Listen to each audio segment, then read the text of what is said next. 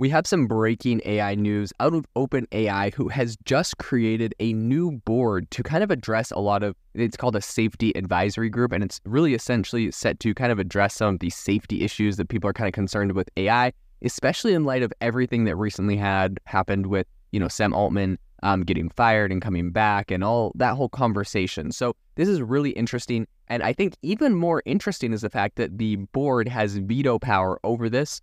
So at the end of the day, it's leaving a lot of people to kind of speculate, well, even if this safety board or the safety group made some decisions and said they need to X, Y, and Z, the board can just essentially veto it. So what power does it really have? We're going to be diving into all of this and some of the interesting controversies. Today's episode is sponsored by AIbox, my very own AI app builder and marketplace. If you're interested in getting on the waitlist, you can go to aibox.ai. Or if you're interested in investing in the company, we have a crowdfunding campaign launched at republic.com/AI-box. I'll leave links to both of those in the description, but let's get into the episode. We gon' bring it to you just like that. Welcome everyone to the future, it's AI Chat. Bringing you the interviews and giving you info to be in the know from tech company CEOs of. Rock with us, bet you gon' come back. I'm just saying the facts. This is AI Chat. Let's go. The big AI news here is that OpenAI is essentially strengthening some of their safety measures to counter AI risks, and they're doing this with a new advisory group. So I think this is a pretty big move that essentially is set to mitigate some of the potential dangers around advanced AI. They've been talking about this a lot lately. They recently came out with a paper talking about how they are planning on, dealing with they call it superhuman AI, but essentially it's smarter than us and better at us at everything, and how we're going to control this thing. So this is obviously a topic they're putting a lot of interest, advisory groups and research, and they're putting money into funding grants and other things in the area.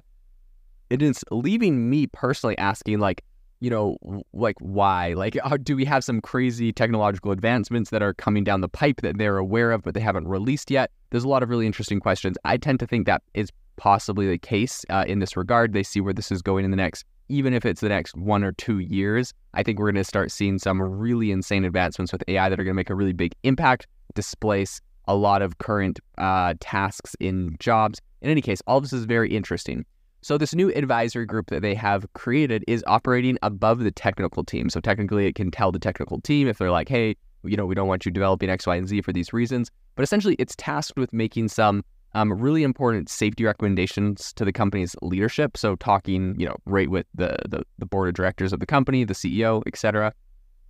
And all this is adding a layer of oversight. Essentially, that's the concept, right? They're like more oversight. They had this whole debacle with Sam Altman getting kicked out, and some people saying it was because of, he didn't care so much about AI safety and all this other stuff. So I think this is something that they're definitely wanting to talk about. OpenAI's board, though, does have the ability to have essentially veto power over any decisions that this new group makes. Although I think it's going to be interesting to see how this is actually used. If this is going to be bad PR, right? The AI safety thing that they put in place is like, hey, this thing's really unsafe. And then the board's like, oh, veto, we don't want to do that. So I think they're going to try to work with them. It'll be interesting to see where this goes. And it'll be interesting to see if we get any massive dramatic fallout like we had with Sam Altman's firing, or if this is something they're going to try to be a little bit more diplomatic with. So this development comes amid a lot of heightened kind of scrutiny of AI risks. Of course, everything that happened with Ilya Sutskever and Helen Toner, who both were on the board of directors, but they're no longer board members anymore. Both of them were known for kind of a really cautious approach to AI progression. Helen Toner published a paper that was kind of critical of OpenAI and some of the stuff it was doing.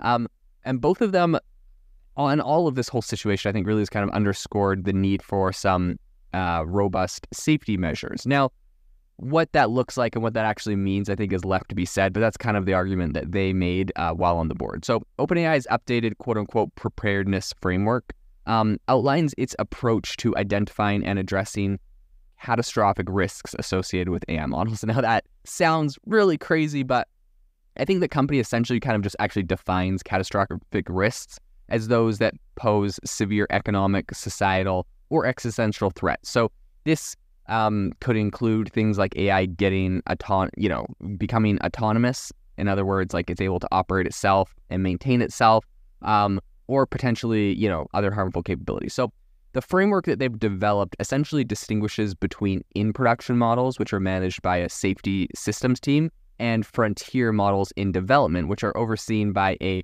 preparedness team. So a third category, which is handled by the quote-unquote super alignment team, focuses on theoretical guidelines for super intelligent models. This is a concept that still is in the realm of theory, right? Like we don't actually have this super intelligent AI yet, but they're obviously predicting that this is coming down the pipe and putting a lot of resources into creating this kind of super alignment team for the superhuman intelligent AI. So risk assessments within OpenAI involve evaluating the models across 4 different categories. So they are cybersecurity, persuasion, this includes like disinformation and stuff like that, model autonomy, right? So this thing running itself in some way, shape, or form, and CBRN, which is chemical, biological, radiological, and nuclear threats, right? So these are like, this AI is releasing, major chemical or biological warfare or radiation or nuclear, like some really severe things in that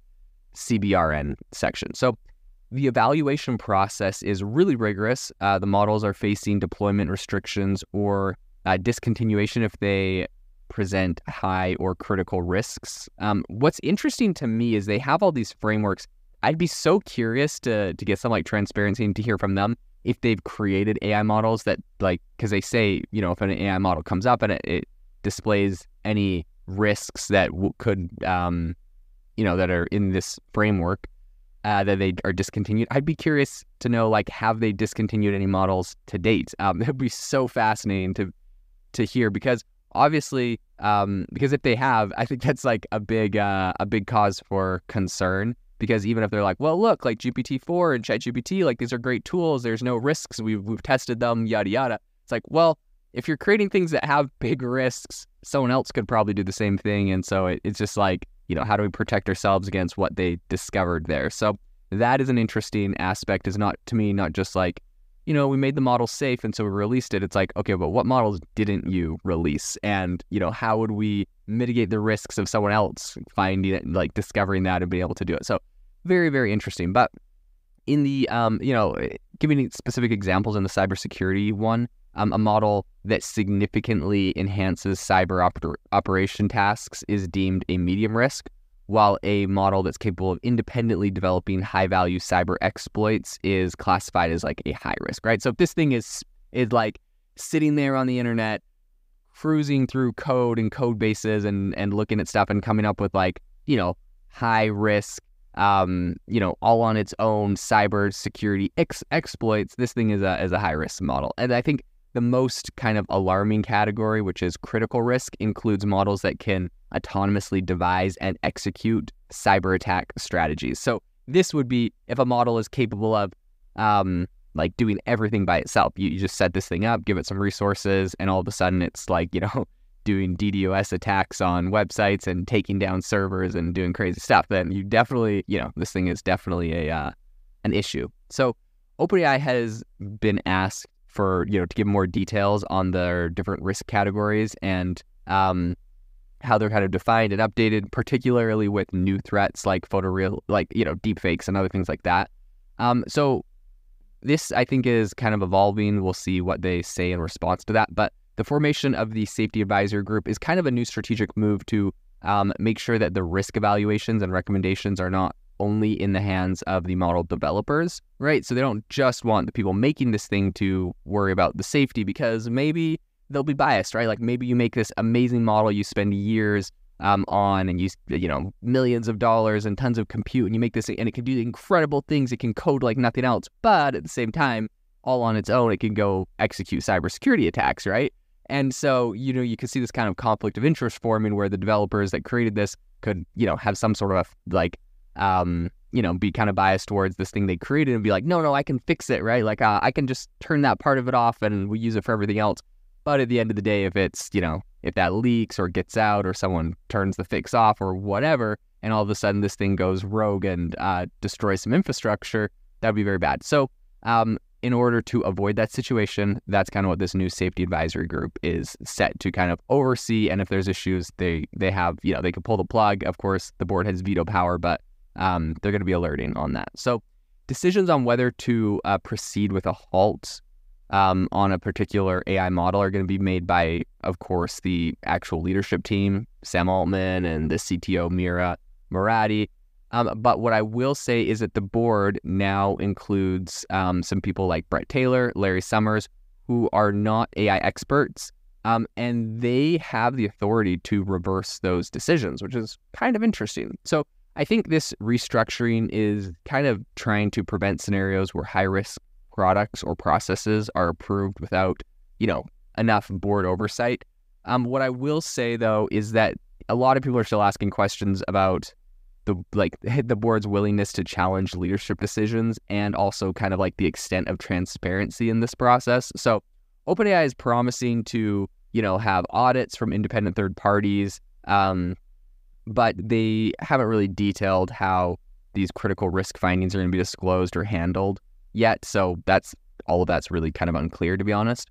But what I will say is OpenAI's latest, this whole thing that they're doing here, these latest safety measures, I think they do show that there is definitely a growing, at least if nothing else, acknowledgement of some of these really big implications and also maybe some of the potential dangers that these could face. So I think as the technology is obviously getting a lot better very fast, there has to be kind of this balance between innovation and also the safety aspect of it. So I think that's one that OpenAI is taking seriously at the moment. They're actively addressing this through a lot of these new structural changes. So I'm very optimistic about what OpenAI is working on and what they're doing in the process they're taking in this regard. So very excited, and I'll definitely keep you updated on everything they are doing in the future with this. Have you ever wanted to start your own podcast? I record and publish podcasts on a platform called Spotify for Podcasters, and I absolutely love it. Essentially, you can upload from your phone or computer, and it distributes to every platform that plays podcasts. They support video podcasts, and you can make money on the platform with ads or even podcast subscriptions, something that has made my life so much easier as a podcaster. So if you're interested, I highly recommend you give it a try. You can download the Spotify for Podcast app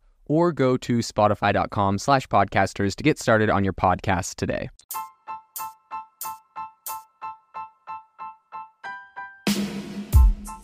Thank you for listening to the AI Chat Podcast. If you enjoyed the podcast, I'd appreciate it if you rate me wherever you listen to podcasts. And if you're looking for an innovative group of AI enthusiasts, make sure you check out our Discord channel and also our Facebook community. It's obviously a lot more interactive than a podcast where we can actually share software tools, prompts that we're using in everyday AI. I'll leave a link for those in the description below.